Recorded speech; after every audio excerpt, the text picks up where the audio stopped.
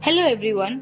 अगर आपको रहस्य, सच्चाई और अनकही बातें पसंद हैं, तो आपका स्वागत है कथालोक की दिलचस्प कहानियों में। यहाँ कहानियाँ पूरी तरह से काल्पनिक हैं। इसका किसी भी व्यक्ति, घटना या स्थान से कोई लेना देना नहीं है। कहानी का उद्देश्य सिर्फ मनोरंजन है। किसी भी तरह की समानता सिर्फ एक सहयोग हो सकती है। अगर आपने चैनल को सब्सक्राइब नहीं किया तो प्लीज इसे सब्सक्राइब करें और बेल नोटिफिकेशन को ऑन करें, जिससे आपको हर अध्याय का नोटिफिकेशन मिलता रहे और आप ये कहानी बिना किसी रोक टोक के सुनते रहे। आप सुन रहे हैं कथालोक की दूसरी कहानी, काली झील का रहस्य। शुरू करते हैं हमारा 5वां अध्याय, डायरी में छिपा काली झील का नक्शा।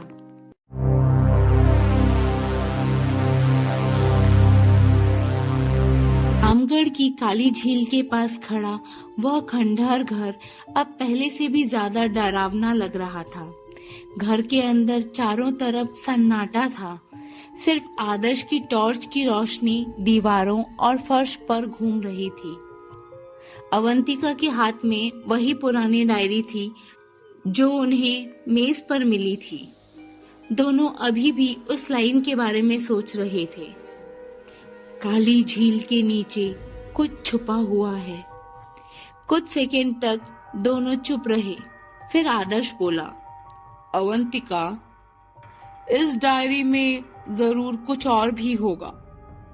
अवंतिका ने धीरे धीरे अगला पन्ना पलटा।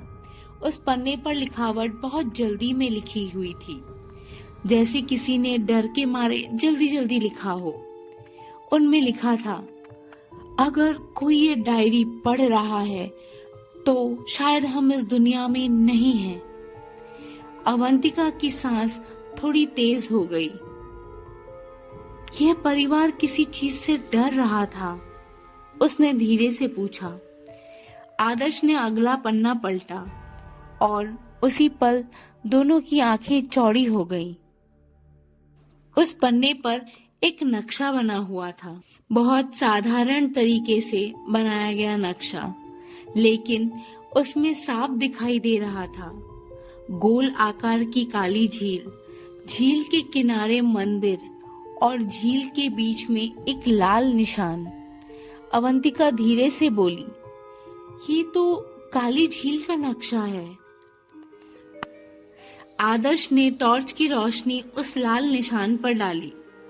और ये जगह झील के ठीक बीच में है। अवंतिका ने पूछा, वहां क्या हो सकता है? आदर्श ने कहा, शायद वही जो इस पूरे रहस्य की जड़ है। तभी ऊपर से फिर वही आवाज आई, ठक ठक ठक, जैसे कोई धीरे धीरे चल रहा हो, पर किसी सहारे के साथ। अवंतिका डरकर बोली, आदर्श, ये आवाज फिर आई। आदर्श ने तुरंत टॉर्च ऊपर घुमाई।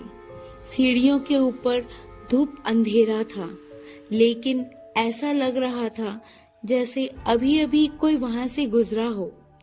आदर्श धीरे से बोला, जो भी है वह हमें देख रहा है। अचानक खिड़की से तेज हवा अंदर आई। डायरी के पन्ने अपने आप तेजी से पलटने लगे। डायरी के आखिरी पन्ने पर एक लाइन लिखी थी, अगर तुम सच जानना चाहते हो तो आधी रात को झील के बीचों बीच जाओ। अवंतिका ने घड़ी देखी। रात के 11:57 बजे थे। आधी रात होने में सिर्फ 3 मिनट बाकी थे। दोनों कुछ सेकंड तक चुप रहे।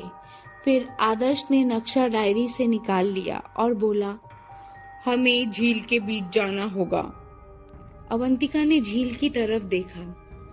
काली झील का पानी अब पहले से भी ज्यादा गहरा और डरावना लग रहा था, जैसे उसकी गहराई में कोई उनका इंतजार कर रहा हो।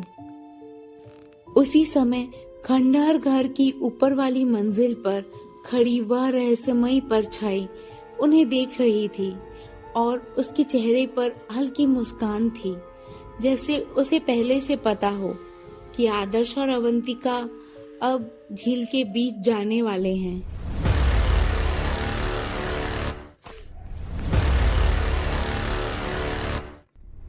क्या सच में आदर्श और अवंतिका आज रात उस काली झील के अंदर चले जाएंगे? क्या उस डायरी में लिखी बातें सच है या फिर ये सब एक साजिश है उनके खिलाफ?